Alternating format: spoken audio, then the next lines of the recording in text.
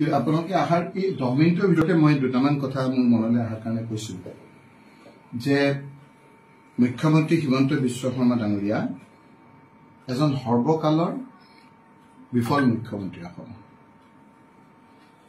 তেখেতৰ মন মগজুৰ প্ৰতিটো ক্ষণতে কেৱল ডিষ্ট্ৰাকটিভ কথা বতৰে ভৰপূৰ হৈ আছে ভাঙনমুখী কথা বতৰা যিটো সময়ত অসমৰ অৰ্থনৈতিক অৱস্থা ভাঙি চিঙি চুৰমাৰ হৈ পৰিছিল যিটো সময়ত মানুহে মূল্য বৃদ্ধিৰ কবলত পৰি কপককাই আছে স্মাৰ্ট মিটাৰ বিভিন্ন ধৰণৰ সমস্যাই মানুহক আগুৰি ধৰিছে সেই সময়ত মুখ্যমন্ত্ৰী ডাঙৰীয়াই ঝাৰখণ্ডত তেওঁৰ নেতৃত্বত ধৰাশায়ী হোৱাৰ পাছত বিজেপি দিল্লীত আহি তাত বান্ধি দিছে যোৱাকালি মুখ্যমন্ত্ৰী ডাঙৰীয়াই লোকসভাৰ আহি বিভিন্ন ঠাইত গৈছিল আৰু তাত গম পালে যে দিল্লীত তেওঁৰ টিআৰপিটো কমিছে বিজেপিৰ নেতা আৰু মন্ত্ৰীসকলে তেওঁ আগৰ নিচিনা ৰেছপন্সটো দিয়া নাই সেইকাৰণে তেওঁ এতিয়া ভাবিছে যে মানুহৰ মনটো ডাইভাৰ্ট কৰি অন্যফালে নিব পাৰি নেকি সেই কথাটোতে তেওঁ ব্যস্ত হৈ মুখ্যমন্ত্ৰী ডাঙৰীয়াই ইয়াৰ পৰাই আপোনালোকে ইয়াৰ পৰাই মুখ্যমন্ত্ৰী ডাঙৰীয়াই কেবিনেট তাত মাতি তেওঁ ইয়াৰ পৰা ভিডিঅ' কনফাৰেন্সৰ যোগেদি কিছুমান সিদ্ধান্ত লৈছে মুখ্যমন্ত্ৰী আহাৰ আগমুহূৰ্তত অসমলৈ সকলো অসমৰ মানুহক বন্ধকত থৈ মৰ্গেজত থৈ পুনৰবাৰ আগতটো লক্ষ লক্ষ টকা আছে পুনৰবাৰ 900 কোটি টকা ধাৰ লৈছে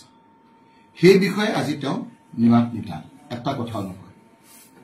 কিন্তু মুখ্যমন্ত্ৰী ডাঙৰীয়াৰ যিটো কনভয় যি ধৰণে আহিছে এই ধাৰ লোৱা পইচাটোতে আহিছে সাধাৰণ ৰাইজৰ স্মাৰ্ট মিটাৰে ব্যৱহাৰ কৰা সেই পইচাটো আপোনাৰ টেটু চেপি লোৱা পইচাৰে মুখ্যমন্ত্ৰী ডাঙৰীয়াই উৰি ফুৰিছে এতিয়া ঝাৰখণ্ডলৈ যে তেওঁ গৈছে তেওঁ এই অসমৰ মানুহৰ দুখীয়া মানুহৰ পইচাৰে গৈছে গতিকে তেওঁ এতিয়া কোনো মানুহৰ প্ৰতি দায়বদ্ধতা নাই আজিৰ তাৰিখত মানুহৰ মূল সমস্যাসমূহ ফালৰি কাটি এতিয়া তেওঁ কেৱল মানুহক ভিংচালি কৰি বিভিন্ন কথা বতৰাৰে মানুহৰ মনটো ডাইভাৰ্ট কৰিবলৈ বিচাৰিছে যোৱাকালি তেওঁ ইয়ালৈ আহি আপোনালোকে দেখিছে যে যিদৰে তেওঁ ৰেছপন্স পায় সেই ৰেছপন্সটো পোৱা নাই আৰু নোপোৱাৰ ফলত কাৰণ তেওঁ কিয় কাৰণে নাই পোৱা ইয়াৰ বিজেপি নেতাসকলৰ মনটো বেয়া কাৰণ ঝাৰখণ্ডত দুখন ছবি গোটেই ভাৰতবৰ্ষৰ ৰাইজে দেখিছে এজন আপোনাৰ আদিবাসী লোক যাক জেলত পঠিয়াইছিল সেইজনৰ মুখ আৰু আনজন আমাৰ মাননীয় মুখ্যমন্ত্ৰী হিমন্ত বিশ্ব শৰ্মা হিমন্ত বিশ্ব শৰ্মাৰ মুখখন আদিবাসী পিছপৰা দুখীয়া ৰাইজে ঝাৰখণ্ডৰ এছচি এছটি এইসকলে ৰিজেক্ট কৰিলে সেই ৰিজেক্ট কৰাৰ পাছত তেওঁ নিবাত নিতান তেওঁ এতিয়া ভাৰতবৰ্ষৰ সকলোতকৈ অপ্ৰিয় ব্যক্তি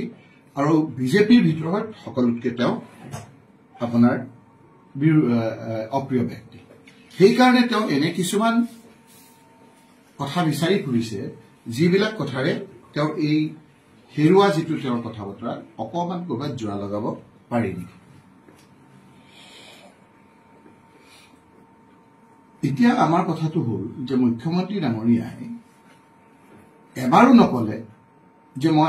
আহাৰ সময়ত ধাৰ ল'বলগীয়া হৈছে কিয় ধাৰ ল'বলগীয়া হৈছে সেই কথাখিনি তেওঁ নকয় 900 কোটি টকা যে আকৌ ধাৰ ল'লে আৰু 1,00,000 লাখ কোটি টকা যে ধাৰ ল'লে সেই ধাৰ লোৱা টকাখিনি কিয় ল'বলগীয়া হ'ল তেওঁৰ উপাৰ্জন কি বৈধভাৱে বাকী তেওঁৰ এই চিণ্ডিকেট ইণ্ডিয়াৰ কথা বাৰু মই আজি নকওঁ আপোনালোকক বেছি আকৌ কম গতিকে এইটো যিটো সিদ্ধান্ত সেই সিদ্ধান্তটোত তেওঁ আজি যে লৈছে সেইটো হ'ল তেওঁৰ হেৰুৱা দিল্লীৰ যিটো অস্তিত্ব সেই অস্তিত্বটো বিপন্ন হোৱাৰ কাৰণে তেওঁ জোৰা টাপলি দি আজি এই ধৰণে কেবিনেট মিটিং কৰিবলগীয়া হৈছে যাতে মানুহে সেই কথাই ঝাৰখণ্ডৰ কথাখিনি নাপাতে এইবিলাক যাতে বেলেগ কথা পাতে এতিয়া কথা আহিল যে আপোনালোকে কোৱা মতে মই এতিয়ালৈকে চাবলৈ সময় পোৱা নাই মই কৈছো যে পোনে পোনে মই আপোনাৰ লোকসভাৰ পৰা আহিছো সেয়েহে মই আপোনালোকে গোটেইটো চোৱা নাই তেওঁ বোলে মোৰ নামটো উচ্চাৰণ কৰিছে আৰু আমাৰ কাবাৰ নাম উচ্চাৰণ কৰিছে গোটেই কথাটো কিদৰে ফালৰি কাটিছে চাওকচোন এতিয়া যিখন আইন আছে সেই আইনৰ যে তেওঁলোকে ভংগ কৰিছে সেই কথাটো মুখ্যমন্ত্ৰী ডাঙৰীয়াই যোৱা পৰহি আগদিনা স্বীকাৰ কৰিছে নতুন এতিয়া কিবা আইন কৰিছে সেইটো বিষয়ে মোক সুধিব মই উত্তৰ দিম মুখ্যমন্ত্ৰী ডাঙৰীয়াই এক্সিষ্টিং যিখন আইন আছে সেই আইনখনে কেৱল এটা উপনিৰ্বাচনৰ একবছৰীয়া নিৰ্বাচনৰ এটা বৈতৰণি পাৰ হ'বৰ কাৰণে তেওঁ ভিডিঅ' কনফাৰেন্সিং যোগেদি তেওঁ আপোনাৰ সকলো বিধি আপোনাৰ ভংগ কৰি তেওঁ আইন ভংগ কৰিছে নে নাই তেওঁ নিজে স্বীকাৰ কৰিছে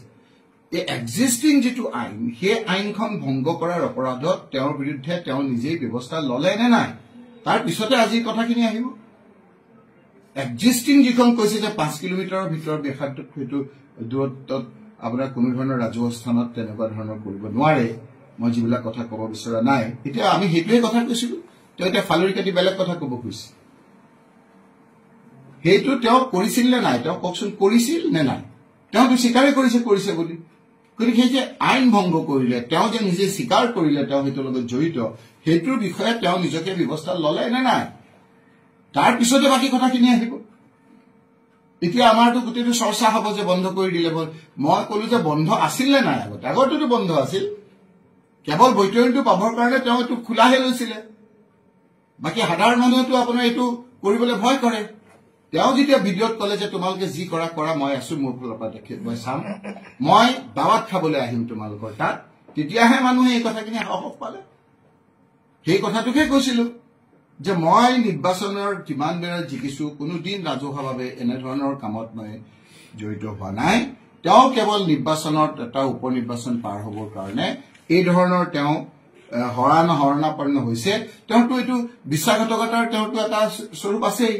যিখিনি মানুহে বিভিন্ন ধৰণে ভাবিলে যে তেওঁ অমুক সমষ্টি জিকিব তমুক সমষ্টি জিকিব এতিয়া দেখিলে যে মুখ্যমন্ত্ৰী ডাঙৰীয়াই ইকুলো হেৰুৱাব সিকুলো হেৰুৱাব এতিয়া ব্যাকুলৰ পথত এই ব্যাকুলৰ পথত তেওঁ ইটো দিগবিদিক হেৰুৱাই এই ধৰণৰ কথা বতৰাৰ লগত জড়িত হৈছে এবছৰীয়া উপনিৰ্বাচন এটাত জিকিবৰ কাৰণে এতিয়া যিদৰে তেওঁ বিভিন্ন ধৰণৰ পুলিচত 54 পুলিচত ইলেকশ্যনৰ সকলো বিধি আপোনাৰ উলংঘা কৰি যে ট্ৰান্সফাৰ কৰিছিল তেওঁ গম পালে যে 2026ত 54 × 126 ইমান মানুহ পুলিচটো মই তেনেকুৱা মোৰ মতে কথা পুলিচ চলাব পুলিচ নাপাম মই প্ৰত্যেকটো জিলাতটো তেনেদৰে মোৰ মতে কথা বতৰা উঠা বহা কৰা এছপি মই নাপাম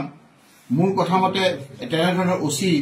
একদিনত যেতিয়া তেওঁ দিয়া ওচি আকৌ কাম নকৰা হ'ল আকৌ ওচিক তেনেকে এদিনৰ ভিতৰতে ট্ৰান্সফাৰ কৰিলে তেনেধৰণে নাপাম মোক ট্ৰান্সফাৰ কৰা পুলিচ অফিচাৰে কৈছে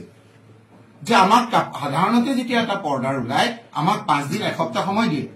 কৈছে আমাক কাপোৰ বান্ধিবলৈ সময় নিদিলে একদিনৰ ভিতৰতে পুলিচ অফিচাৰটো ট্ৰান্সফাৰ কৰিছে একদিনৰ ভিতৰতে আপোনাৰ জইন কৰিছে একদিনৰ ভিতৰতে আমাৰ মানুহক ঘৰৰ পৰা উঠাই আনি এৰেষ্ট কৰিছে হয়নে নহয় কওক মই তথ্য আকাৰে কম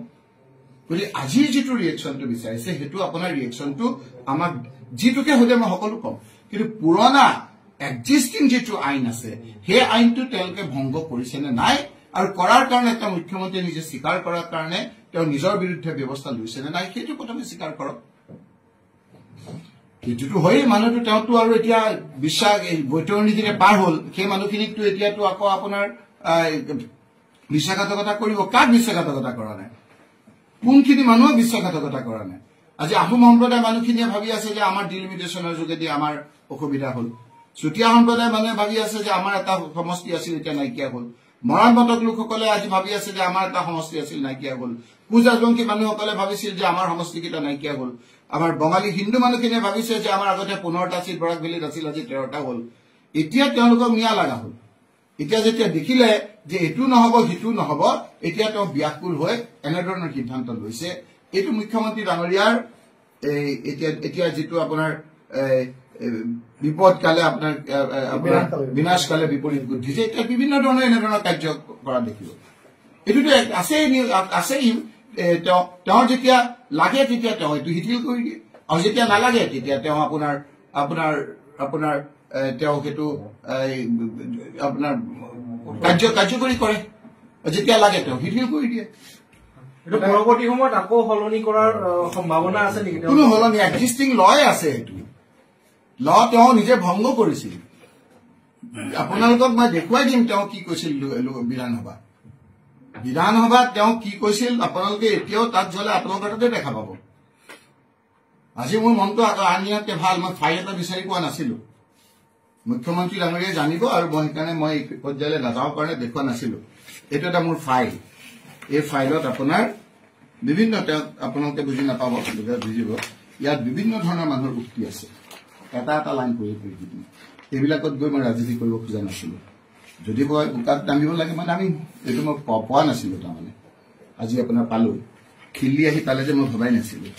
গতিকে এইখিনি ক'ৰবাত মই যদি এটা এটা লাইন আপোনাৰ লাইনবিলাক মই অকণমান আপোনাৰ মাৰ্ক কৰাবিলাক অলপ দেখাই দিম নেকি আপোনালোকে এইটো দেখালে এইটো মই দেখাৰ নিচিনাই হ'ব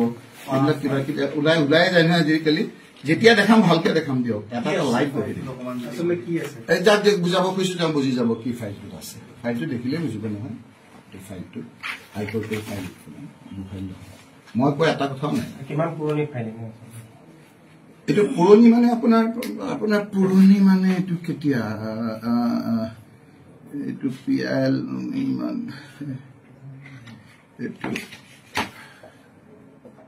এইটো অন্য কাগজখিনিতো আছেই এইটো 2009 আপোনাৰ লেটেষ্ট আৰু ইমান দিনৰ নহয় কাম মতি থকা অৱস্থা 99 কথা আছে ক'লেতো আপোনাৰ কম যেতিয়া ভালকে কম নকলে নকওঁ ভাইটো এতিয়া বিচাৰি পালো সেইটো অকণমান আপোনালোকে মই বিচাৰি পোৱা নাছিল আৰু মজুত আছে মানে আপুনি এতিয়া এইকেইদিনতে ৰিচিভ কৰিছে নাই নাই মই আনিছিলো মই ঘৰ সিটো ঘৰ মই MLA আছিলো তাত আছিল ইয়াত আছিল বিচাৰি পোৱা নাছিলো আৰু দুটামান ফাইল বিচাৰি পোৱা নাই পাই যাম